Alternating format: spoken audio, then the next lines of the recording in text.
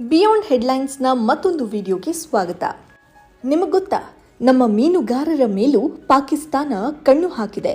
ಸಮುದ್ರದ ಗಡಿ ದಾಟಿದ ಆರೋಪದಲ್ಲಿ ಭಾರತೀಯ ಮೀನುಗಾರರನ್ನ ಪಾಕ್ ಹಿಡಿದಿಟ್ಟುಕೊಂಡಿದೆ. ಪಾಕ್ ಸೇರಿದಂತೆ ಎಲ್ಲೆಲ್ಲಿ ನಮ್ಮ ಮೀನುಗಾರರು ಬಂಧನದಲ್ಲಿದ್ದಾರೆ ಗೊತ್ತಾ?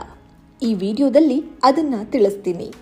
ಇವತ್ತಿನ ಪಹಲ್ಗಾಮ್ ದಾಳಿ ಆಗಿರಬಹುದು ಅಥವಾ ಅವತ್ತಿನ ಪುಲ್ವಾಮಾ ದಾಳಿ ಆಗಿರಬಹುದು, ಯಾವುದೇ ಉಗ್ರ ದಾಳಿಯಾದರೂ ಪಾಕಿಸ್ತಾನ ಮಾತ್ರ ನನ್ನ ಪಾತ್ರ ಇಲ್ಲ ಅಂತ ನಾಟಕ ಮಾಡಿಕೊಂಡೇ ಬರ್ತಿದೆ.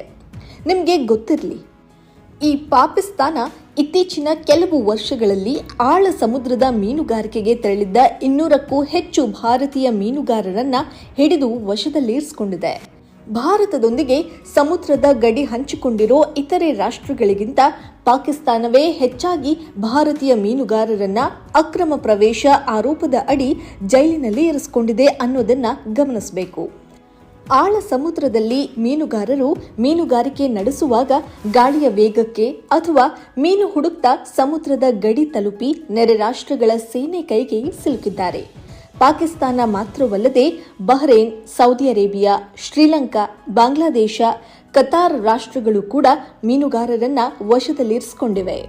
ಕಳೆದ ವರ್ಷ ಈ ಎಲ್ಲಾ ದೇಶಗಳಿಂದ ಒಟ್ಟು 677 ಭಾರತೀಯ ಮೀನುಗಾರರು ಬಿಡುಗಡೆಯಾಗಿ ವಾಪಸ್ ಬಂದಿದ್ರು.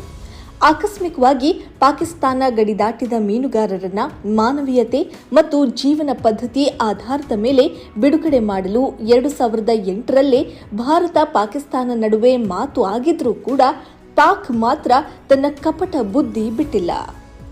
ಸದ್ಯ ಪಾಕಿಸ್ತಾನದಲ್ಲಿ 217, ಬಹ್ರೇನ್ನಲ್ಲಿ 4, ಸೌದಿ ಅರೇಬಿಯಾದಲ್ಲಿ 28, ಶ್ರೀಲಂಕಾದಲ್ಲಿ 58 ಭಾರತೀಯ ಮೀನುಗಾರರು ವಶದಲ್ಲಿದ್ದಾರೆ. ಪಾಕಿಸ್ತಾನದಲ್ಲಿರುವ ಭಾರತೀಯ ಮೀನುಗಾರರಲ್ಲಿ 123 ಮಂದಿ ಗುಜರಾತ್ನವರು. ಅವರಲ್ಲಿ 33 ಜನ 2021ರಲ್ಲೇ ಬಂಧಿಯಾಗಿದ್ದರು. 2024ರಲ್ಲಿ ಪಾಕ್ 13 ಮೀನುಗಾರರನ್ನ ವಶಕ್ಕೆ ಪಡೆದಿತ್ತು ಅಂತ ವರದಿಯಾಗಿದೆ. ಈ ವಿಡಿಯೋ ಬಗ್ಗೆ ನಿಮ್ಮ ಅಭಿಪ್ರಾಯ ಏನು? ಕಾಮೆಂಟ್ ಮಾಡಿ. ನೀವಿನ್ನೂ ನಮ್ಮ ಚಾನಲ್ಗೆ ಸಬ್ಸ್ಕ್ರೈಬ್ ಆಗಿಲ್ಲ ಅಂತಾದರೆ ಈ ಕೂಡಲೇ ಸಬ್ಸ್ಕ್ರೈಬ್ ಆಗಿ ಬೆಲ್ ಐಕಾನ್ ಕ್ಲಿಕ್ ಮಾಡೋ ಮೂಲಕ ಹೊಸ ವಿಡಿಯೋಗಳ ನೋಟಿಫಿಕೇಶನ್ ಪಡೆಯಿರಿ.